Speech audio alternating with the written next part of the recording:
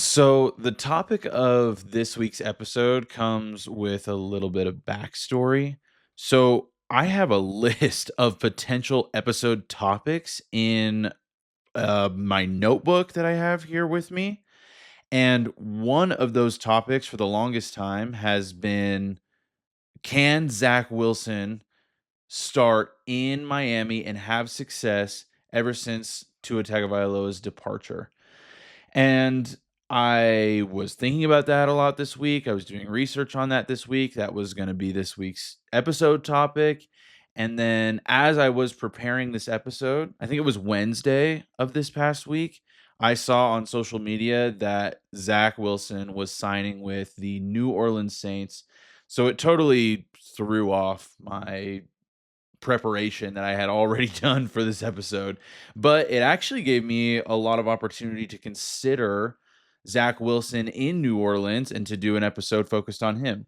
So we're going to dive into it here. Zach Wilson is one of my favorite players. And I know that's controversial because a lot of people, definitely NFL fans, definitely New York Jets fans, and a lot of BYU fans included, don't have the fondest feelings for Zach, uh, just purely based off of the lack of success that he's had, maybe a little bit of an attitude thing.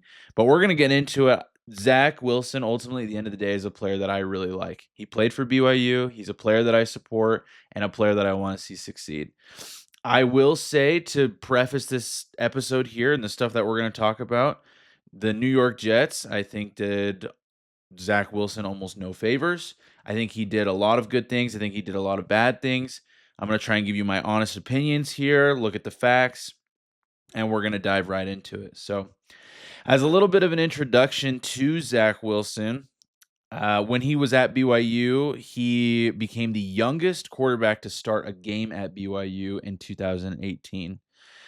He completed 65.9% of his passes for 1,578 yards, 12 touchdowns, 3 interceptions in 9 games.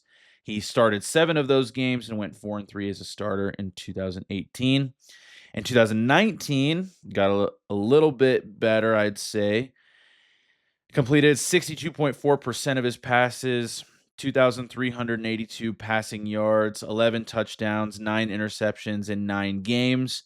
He went 4-5 in those games. And then, of course, the 2020 season rolls around, COVID-19 hits. We'll talk a little bit more about that here in a few moments here, but completes 73.5% of his passes, which that's a fantastic completion percentage for anybody wondering. 3,692 passing yards, 33 touchdowns, which is crazy, and then 3 interceptions over 12 games. He started every game that season, which is fantastic. That team went 11-1 with him as a starter. A fantastic season, and definitely one that I think set Zach Wilson up for a lot of success in the weeks to come. In 2021, he was drafted second overall by the New York Jets. That is the highest a BYU player has been drafted in the NFL since Ezekiel Ansah, who I believe was taken 5th overall by the Detroit Lions. I don't remember which year, but I believe he was the highest draft pick before Zach Wilson, who was taken number 2 overall by the New York Jets. In 2021, he completed 55.6% of his passes, 2,334 passing yards, 9 touchdowns, 11 interceptions in 13 games. He went 3-10. So definitely not a statistically good season. He was putting up much better statistics at BYU. In 2022, he completed 54.5% of his passes, 1,688 passing yards, 6 touchdowns, 7 interceptions over 9 games. He went 5-4 in those 9 games. So winning record, which is a big deal. In 2023, the New York Jets acquired Aaron Rodgers. He tore his Achilles in week 1. I think we all remember that. What did he get, like 5 minutes of playing time in that game? Zach Wilson takes over in that game, defeats the Buffalo Bills. Overall in 2023, he completed 60.1% of his passes, 2,271 passing yards, 8 touchdowns, 7 interceptions in 12 games. He went 4-7. In 2024, he was traded to the Denver Broncos. He was the third string quarterback behind Bo Nix and Jared Stidham, who we obviously saw last season. They had a great offense last season. He didn't play at all with Denver in 2024. And in 2025, he signed with the Miami Dolphins, where he sat behind Tua Tagovailoa. He actually did get in a few games just to relieve Tua. In a few moments there, he completed 54.5% of his passes. He had 11 pass attempts and completed 6 of them. 32 yards, 0 touchdowns, 0 interceptions. This was in 4 games. And as of this past week, Zach Wilson is a New Orleans Saint. I am so excited to see how he does with New Orleans. He'll be linking up with Taysom Hill. If Taysom Hill stays with New Orleans, obviously, there's some thoughts that he might retire, but he'll be linking up with former BYU quarterback Taysom Hill. I'm excited to see the opportunities presented to Zach Wilson in New Orleans because I think there's a lot of opportunity for Zach to be really successful out there as long as things kind of go his way. And it wouldn't be the first time that things go the right way for a quarterback who didn't have all of the right pieces put together in the first few seasons of his career. So now let's talk reality on Zach Wilson for a second. I have this section labeled as reality, but really what this is it's reality, but it's my criticisms of Zach Wilson. Nobody can accuse me of being an overly biased BYU fan when it comes to Zach Wilson because look, I am aware at face value Zach Wilson has his big struggles. To be honest with you, he was unimpressive in 2018, 2019. I was talking with some buddies about this recently. Before 2020, I wouldn't say Zach Wilson did anything that made him stand out as the second best quarterback behind Trevor Lawrence. Like, there was nothing in my mind, or in a lot of people's minds, I would say, in 2018 and 2019 that made Zach Wilson stand out above a majority of everybody else. I mean, Trevor Lawrence was out there winning national championships. What did he lose? No games in the regular season throughout his entire college career. So the comparison there is very striking to say that Zach Wilson was number 2 behind him. Um, Despite his offseason and midseason work that he was putting in 2020, a lot of people's criticism of the 2020 BYU team was that their schedule was super easy. And I was just looking over it not too long ago. It was a super easy schedule. I actually think they should have even beat Coastal Carolina. I know a lot of BYU fans are frustrated about that one and a lot of the no calls by the refs in that game. But overall, they should have beaten Coastal Carolina. But the rest of the games that season were cakewalks as well. So a lot of those games were closer than they should have been. That game against UTSA was 27-20, I think is what BYU won by. So that game shouldn't have been that close at all. And a lot of them were blowouts too, which is fantastic. Blowing out Boise State that season was really fun. But BYU had a great team in 2020. Again, the biggest criticism of that team was that the season was a little bit easy due to COVID-19 scheduling conflicts. So, of course, then Zach declares for the draft after 2020. They do a pro day. There was no NFL combine due to COVID-19. Zach Wilson competes in BYU's pro day, has this amazing pass. Everybody's seen it, especially all the listeners of this podcast. We've all seen it. It was one of the last throws he made, if not the last throw, where he does obviously there's no defense out there. This is just a pro day, no pads, nothing like that. Kind of a fake handoff, rolling left, off balance throw, completes a fantastic deep, deep pass. And at that point, there's a lot of hype around Zach Wilson. I think it was one of the Jags organization administrators texts, I think the Jags head coach. And what I believe the phrasing was Lawrence 1, Wilson number 2. And that text is funny to me because in my mind, the Jaguars knew they were taking Trevor Lawrence. I think a lot of BYU fans delusionally thought, "Oh yeah, there's a chance that Zach Wilson may go number 1." No, no, no. Trevor Lawrence has been the golden boy since high school. There was so much hype around him.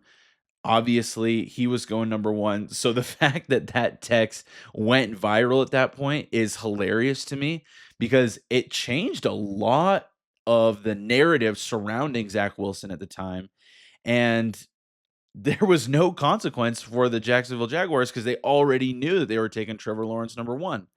So, with as poorly managed as the New York Jets organization is, it's hilarious to me that the narrative could shift so much and that Zach Wilson could be taken number 2 overall at that point. Not just based on the text alone, obviously. I think the text had something to do with it, the throw had something to do with it, and then 2020 had something to do with it. But all of that just kind of created the perfect storm to Zach Wilson being, in my opinion, a little bit overhyped. And don't hate me for saying that, but it was brutal to look at the rest of the guys taken in 2021. Justin Fields, who obviously hasn't had the success that we would hope that he would have either. Mac Jones, kind of same category, but was a Pro Bowler in his rookie season. I don't know if Zach Wilson is necessarily better than those guys. Again, we could look at the stats and really break that down. That's not really why we're here, but it's interesting to me that he was number 2, that he was the choice. And unfortunately for Zach Wilson fans, myself included, and BYU fans, number 2 may have been a little bit high for Zach Wilson, not based on the number, but based on the team, which was the New York Jets. And beyond that point, now with the Jets, he then does unusually poor statistics. It's frustrating to see because I looked at other statistics for New York Jets quarterbacks in their first few seasons. Sam Darnold, Geno Smith, guys like that. Sam Darnold obviously having a lot of success now and being really great with the Seahawks, winning a Super Bowl last season. None of the statistics really compare. Zach Wilson's statistics are objectively poor. From a statistical standpoint, it's hard to sit there and say Zach Wilson is better than X, Y, or Z because not many people have worse statistics than Zach Wilson. Now, there's a lot that goes into that. Again, Zach Wilson's a different kind of player than a lot of those guys are. But overall, it's hard to look at the books sometimes when it comes to Zach Wilson. Then going into 2022, he has a rough moment there in which he shows a real lack of leadership ability. And I think that's unfortunate at that point in his career because they were committed at that point to Zach being the franchise quarterback.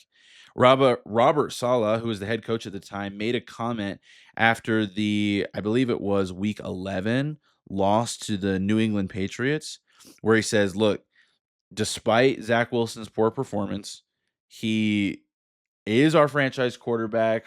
He kind of says like, look, I've said that before. Zach's our quarterback. We're sticking with him, everything like that. And then after those comments were made, Zach Wilson stands up there as asked by a reporter about his performance in the game, if he feels like he let the defense down, or I forget what the specific phrasing on it was. It was essentially asking Zach if he took accountability for the loss, accredited the loss to his poor performance in that game, which they lost like 3-10. And all Zach Wilson said was no. So subsequently, he is benched, not just benched, but the third string quarterback behind Mike White and Joe Flacco in those moments. Look, the issue with things like this is the team needs to like you. Like you need to, in your franchise quarterback, first of all, you need a real leader. You need leadership ability. And then the team needs to like you. The receivers need to feel like they can go out, they can trust you, they have rapport with you, they're going to catch the ball. You have an understanding with them that's unspoken. Same with the offensive line. You're a guy they want to go to bat for. You're a guy they want to put their entire life on the line for, their body, their livelihood, everything like that. I mean, the defense has got to feel like they can trust you, even if you're going 3 and out, 3 and out, 3 and out, 3 and out. They can get back on the field and go to bat for the team because they like their franchise quarterback. This is pretty essential, regardless of which team it is. It could be poorly managed teams like the Jets. It could be better managed teams. Whatever it may be, the team has to like you. So in 2022, that was a glaring issue for Zach Wilson, though I do think he has leadership ability, though I do think he has leadership potential, though I do think he has the ability to be liked by his teammates. And I would figure that he has been growing a lot, changing a lot, developing a lot since those comments in 2022. So we'll kind of throw that out there, but that's a reality of the situation with Zach Wilson. I will say he's slightly injury prone based off of being undersized for his play style and his mobility. His play style is based off of that mobility. He trains like a quarterback who throws it a bit more. Really, a lot of his strengths lie in his ability to scramble. And he's not the biggest guy compared to, and I'm talking big as far as like muscle quantity, his mass out there on the field. Because you look at guys who are super mobile, who are really efficient with the run, and they're going to be built a bit more muscular than Zach Wilson is, because he's not exactly the most undersized quarterback, just undersized for his play style, I would say. He turns the ball over quite a bit. I was watching some of his highlights, and he has some good deep ball throws. Unfortunately, a lot of those deep ball throws are underthrown. And he didn't do that quite as much at BYU. I think maybe he had a better rapport with some of those receivers. One of the receivers I was thrown to often was Gunnar Romney, and Gunnar Romney, who was very fast, a little bit of injury prone as well, but he was very fast, but not maybe the fastest wide receiver out there. That's pretty common for guys in that position at BYU, and so maybe he couldn't get as deep on some of those routes. And Zach Wilson developed a great rapport with him, and being able to put the ball right where Gunnar Romney can go out and catch it. So then translate that into throwing to Garrett Wilson, who's so fast out of Ohio State, right? He's gonna underthrow quite a few passes there, and that's a development, that's a rapport thing. So, and then he struggles with decision making a lot of the time. He makes poor decisions.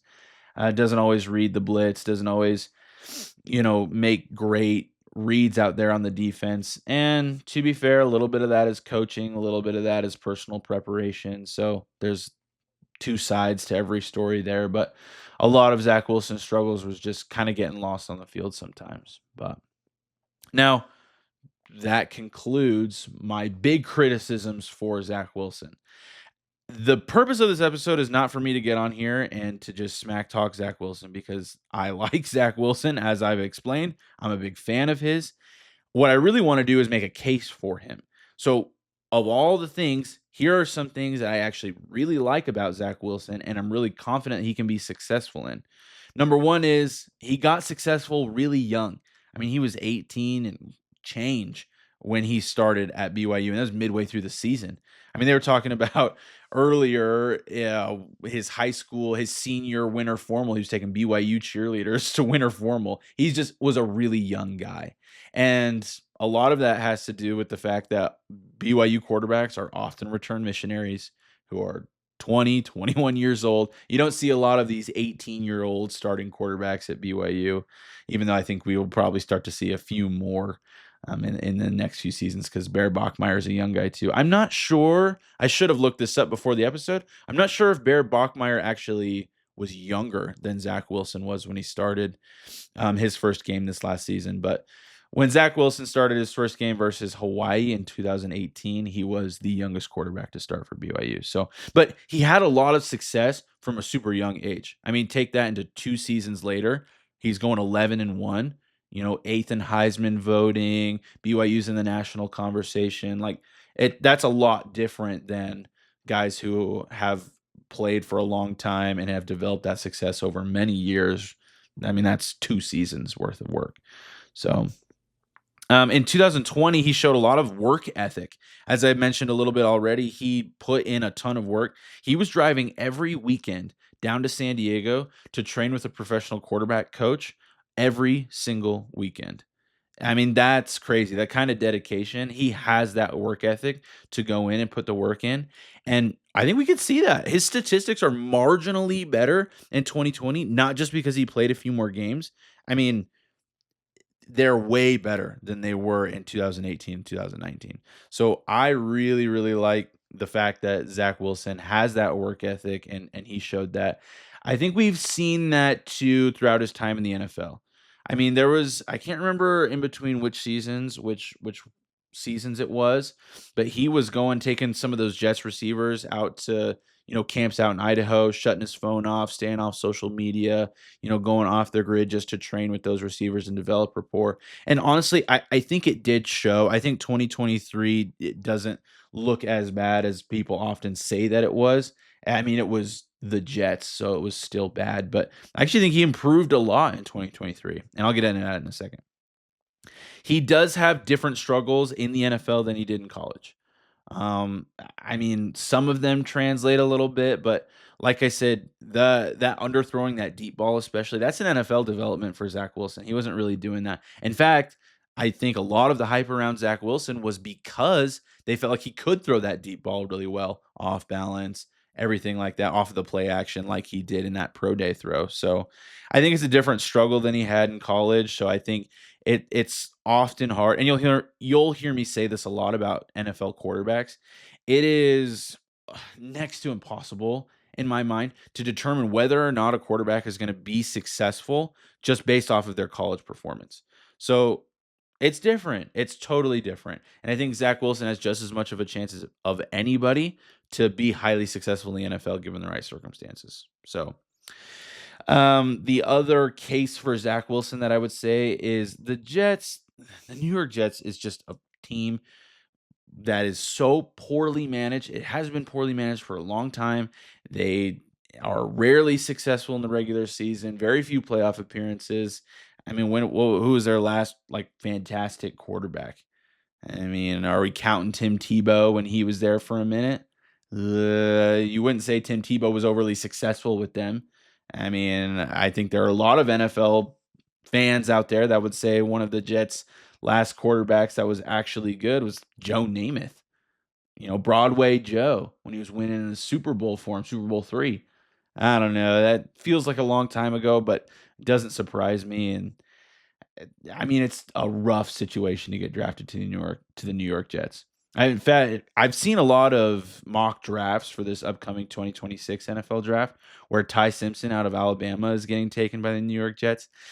And every single time I see that, post Zach Wilson and pre Zach Wilson, but especially being a Zach Wilson fan and seeing how that all played out, I cringe in my seat a little bit, thinking, well, this poor guy is going to go to New York to go be a quarterback. Brutal. It would be great if somebody overcame that, but history shows us that is not what's going to happen. It is where quarterbacks go to die, unfortunately, or be revived in the case of Geno Smith, who's back in New York. So that's crazy. The other case is each time Zach Wilson was benched, they went back to him. In 2022, he was benched after week 11. Those comments that we already talked about, and then started in week 15. So he was demoted to the third string quarterback. Mike White gets injured, plays poorly. I think it was actually an injury. They bump him above Joe Flacco, and then he started in week 15. Then they put him back to the third string quarterback to finish out the season. Look, if you hated Zach Wilson that much, if he was that bad, if you weren't such a terribly run organization, he would just stay your quarterback 3. You would start Joe Flacco's old butt over Zach Wilson and say, well, that's what you get for making those comments and having poor leadership ability or poor playing style or whatever their big criticisms of Zach Wilson were. You would do that instead of then promoting him to QB2 for some inexplicable reason just so he can start when Mike White gets injured. I don't know what lesson you're trying to teach him. I don't know what skill you're trying to develop in him. This is the NFL. Like, just make your business decisions and move on. In 2023, obviously they have Aaron Rodgers at this point. He goes into the season as the backup quarterback, QB2. Aaron Rodgers gets injured in that first game. He has this statement win over Buffalo, almost saying like, look, this is how last season was. I've been putting in the work this offseason. I've learned a lot from Aaron Rodgers because look, to put a pin in that thought for a second, I will be the first to say I was really, really hoping that the whole Aaron Rodgers situation would in the end work out well for Zach Wilson. Man, I remember being so pumped about that because Aaron Rodgers is a fantastic quarterback. He has the resume, he has the statistics, he has the wins, the MVPs, the Super Bowl, everything. And it would have been amazing for that whole situation to have worked out well in New York, which again speaks to the Jets' poorly their poor management style, their poorly managed team. And in the end, it they were poorly managed, and based off of that, the situation didn't work out with Aaron Rodgers. Ergo, I don't think Zach Wilson learned as much as he could have, but I will be the first to say that I was hoping that that situation would work out better than it actually ended up working out. So, anyways, going back to my earlier point, um, he comes in, has a statement win over Buffalo. He's saying, "Look, I've learned a lot from Aaron Rodgers, even just this offseason. I'm ready to take the keys. You tried to replace me, and I'm back." Well, again, the New York Jets being the New York Jets, they want to mix it all up. He struggles in a couple of games. He's benched for Tim Boyle during the game. I believe it was like the third quarter of Week 11. Demoted to QB3 after the game, third string quarterback after the game. They then released Tim Boyle, not benched Tim Boyle. They released Tim Boyle from the team before Week 14 and then start Zach Wilson again. This is not an organization that knows what they're doing in any way. Not in any way. All of that is ridiculous. And I like Robert Saleh, the head coach. I don't know how much say he had in that situation. He definitely is more of a defensive mind. So if we're looking at it from that standpoint in a poor offense, yes, okay, we'll send it that way. But it's not Robert Saleh. The Jets organization as a whole is very, very, very difficult to watch as they manage players.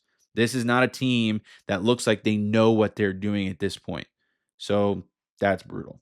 And look, Zach Wilson has a lot of flashes of greatness. It's almost like one game stretches where he'll just be amazing for a minute. In 2023, he actually had some great stretches here. He had that Week 1 win versus Buffalo, which is amazing. He had a really strong performance versus the Kansas City Chiefs, and they were very, very good at the time. He goes on like a 3-game win streak, defeats Denver, defeats the reigning NFC champs, the Philadelphia Eagles, which is a big win. He has like a 58-yard, 24-second, no timeout, game-tying drive versus the Giants. They ended up winning in overtime. That's incredible. All of that shows leadership. That shows a lot of talent. It shows a lot of skill. It shows a lot of development. And then in his last full game that he played, he went 27 for 30 on passing, 301 yards, 2 touchdowns, 0 interceptions, 117.9 passer rating. That's good for those who don't know. He was the AFC Offensive Player of the Week.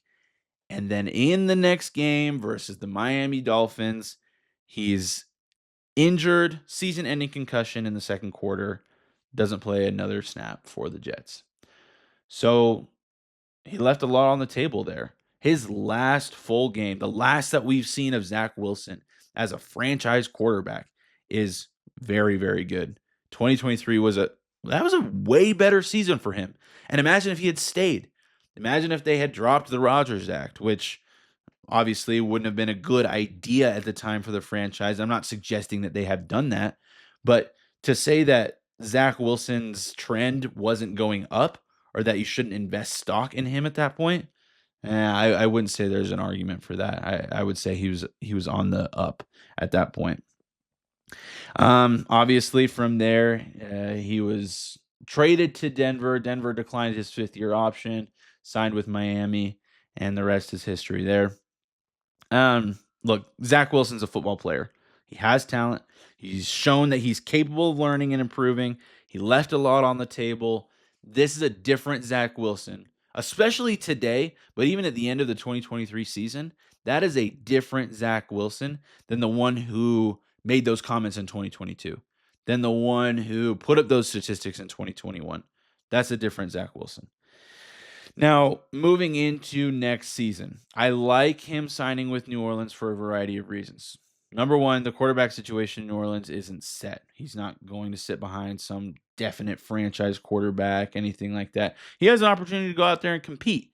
Now, he's obviously entering the season as probably QB2, depending on how he competes with Spencer Rattler. He's got more experience than Spencer Rattler. I would argue he's a better player than Spencer Rattler just based off of what we've seen because Spencer Rattler wasn't that good. But he's going to go in there and compete with Tyler Shuck for the starting job, maybe. Tyler Shuck had a pretty good season, all things considered, in 2025. He completed 67.6% of his passes. He had 2,384 passing yards, 10 touchdowns, 6 interceptions. This was all in 11 games. He went 5-4. Honestly, not bad. He set the franchise record for wins by a rookie quarterback and was the first Saints rookie quarterback with 300 plus passing yards in a game. He put that up in week 16 versus, ironically, the Jets. He was offensive rookie of the month. Tyler Shuck has the job going into this training camp coming up this offseason. He's at least looked at as the first string quarterback just based off of that. He's earned that. Now, Zach Wilson does have an opportunity in my mind to go in there and compete. If he can get a second chance, however that comes, maybe Shuck doesn't have a good season. We've seen that in a lot of players. Mac Jones, right? Didn't have a great second season with New England. Or injury. Obviously, we don't hope that Tyler Shuck gets injured, but if Zach Wilson were to get an opportunity based off of injury, and then with the asterisk of if he can stay consistent, I would say Zach Wilson can maintain a starting franchise quarterback spot or stock, I should say, in the NFL. I think he can start again. I think he can start again in New Orleans. I think his trade value would be really, really high, and he can go to a team that really needs him. There is some speculation, and obviously the NFL has rules against this, and I wouldn't want to see this because I think this would turn the NFL into the NBA, but there is speculation that the Saints are kind of tanking, that they want to get Arch Manning next season. Like I said, football is just such a different sport than basketball is. Tanking would be a really unfortunate thing for the sport of football, for the NFL, for that individual franchise. So I hope that isn't the case.